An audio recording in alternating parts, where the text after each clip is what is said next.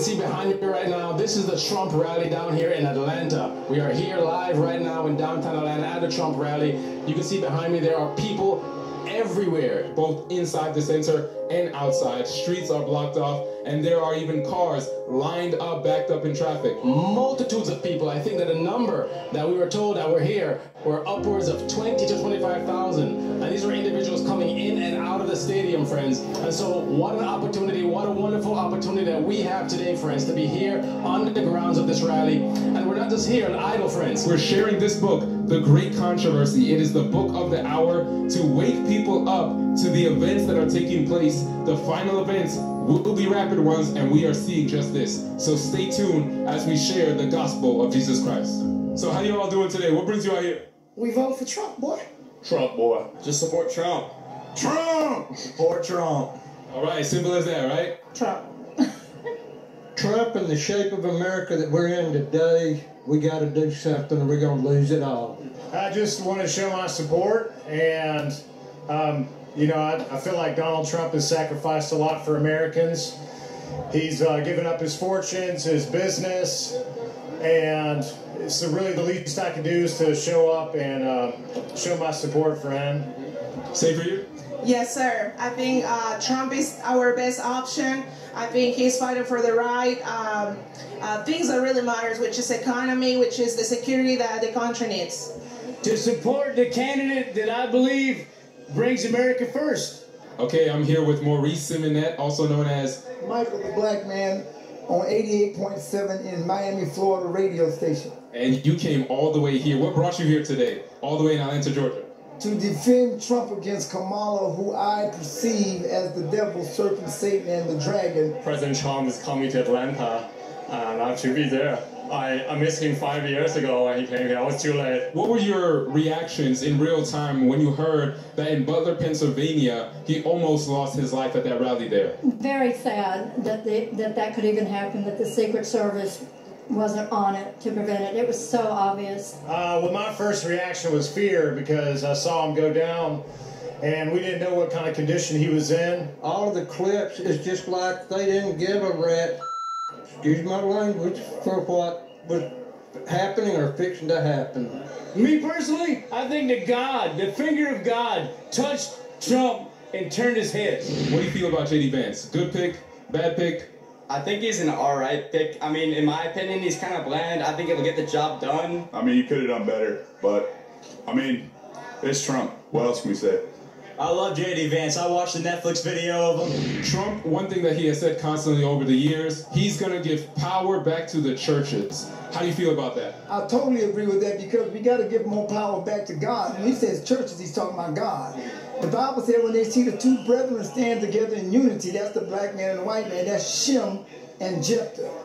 I feel great about that, you know, because a lot of churches have done a lot for communities, a lot of businesses, and a lot of times with Biden in office, a lot of people don't even look towards the church, don't even show a lot of support to the churches. Do you believe in a separation of church and state? Yes, I do. There's some people who believe there should be a separation of church and state, and then there's others who say that's not in the Constitution. What are your thoughts? Do you believe there should be a separation?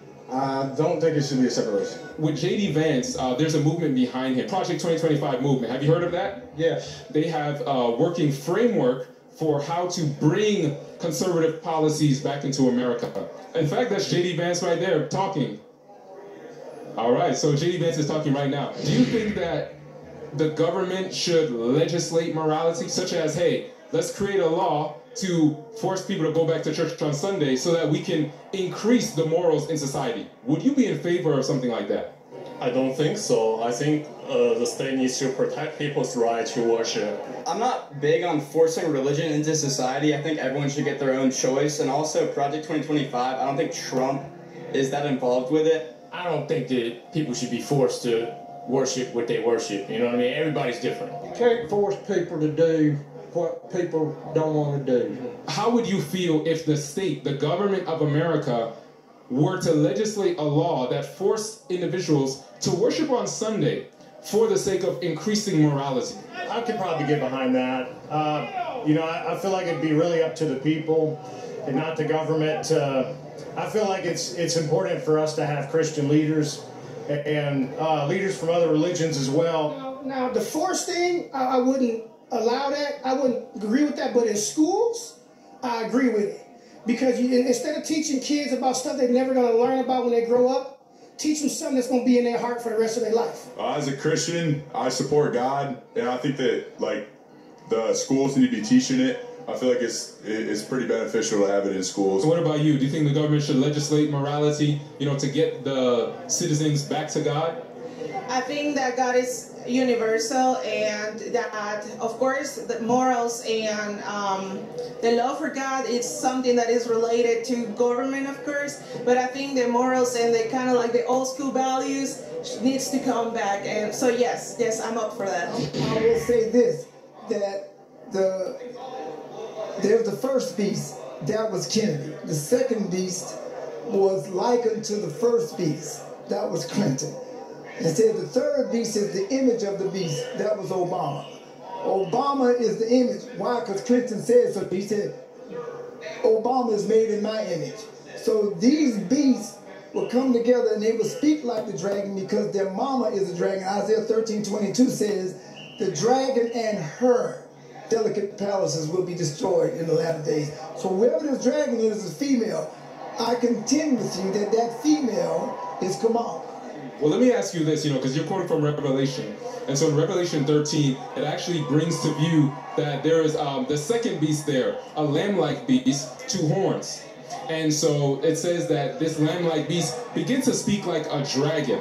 Now, this beast is a nation, if you connect that with Daniel 7, verses 17 to 23. So, prophetically, it's actually talking about the United States of America, which will soon speak as a dragon. Now, the dragon is primarily Satan. How does a nation speak? It speaks through its laws and through its policies. Interesting, you're going through a lot of stuff. I'm going to close it off just by talking about this. There's a lot of prophecy there in the book of Revelation. This book right here, The Great Controversy, is talking a lot about what's going on. You're mentioning the dragon, the beast. This book talks about that and shows how these powers are going to come together to legislate morality in America, which will be America speaking as a dragon. So I know you're going to enjoy that, and I know you're going to be enlightened by that. Thank you so much, Michael. I appreciate you. God bless you. As we're seeing this movement happening in society, again, there's a moral decline in society. A lot of people are here to support Trump because they want the morals back. When you begin to see movements that are forcing people to get back to church, even to worship on Sunday, then I'm sure you'll be reminded of this book. This is a book called The Great Controversy. You have that? All right, wonderful. So just show it to the camera real quick. Powerful book. It talks a lot about what's going on right now in the political realm, how it's going to affect us, and even how it connects it with Bible prophecy as Christians, as some of you mentioned. Any last comments for me? Trump 2024. What else can I say, baby? What else can he say? What else can I say? Same thing as him. Trump 2024, baby. Hope you all enjoy it. Absolutely. Thanks for sharing your message. Appreciate it. God bless you. Thank you. Thank you. All right, Mr. Reed. So what brings you out here today to the Trump rally? Mr. Trump is bringing thousands of people here, and they need the great controversy. We've been giving out great controversies for a purpose, and that is God needs to warn a people of the end of this world. And they need to be told that they've got a mansion waiting for them in heaven. So we're giving them a free chance to get a free book, to give them that warning. Amen. I love it. And so I take it you're Seventh-day Adventist, right? I am. Now, I heard that you were at the previous Trump rally in Butler, Pennsylvania. Is that correct? That's right. We had heard what maybe sounded like firecrackers, but we didn't think anything of it. So this cluster of people, stream of people is coming toward us, and they're in a dead earnest, serious faces. And so we're watching, and just at that moment, someone hollered out from in that group, "Shots fired." Then people started coming through on their cell phones with pictures of Mr. Trump with blood on the side of his face and so on. And it became obvious that it was not a mass shooting. We gave away 3,300 and I think it was 50 books. Continue the work. Everyone needs to hear about the book, The Great Controversy. It is the book for this hour. So God bless you and your team. The seed has to be sown, folks. Laodicea has to wake up. I struggle to try to get pastors to come and let me make an announcement in their church so I can recruit people. I get a nothing.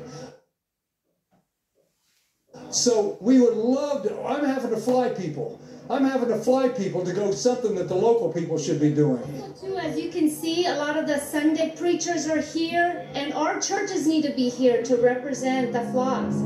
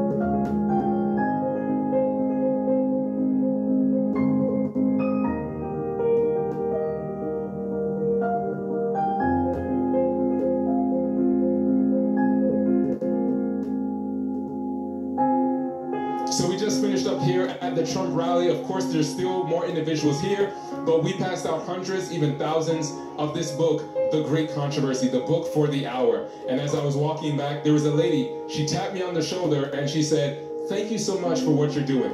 Now, I'm not sure if she overheard what I was saying in the interviews, or if she is familiar with the book, The Great Controversy, or if she was just happy that we were here at the Trump rally. But nevertheless, the word of God is getting out, and pray for these souls, that they would read the book, that they would be converted. God bless you.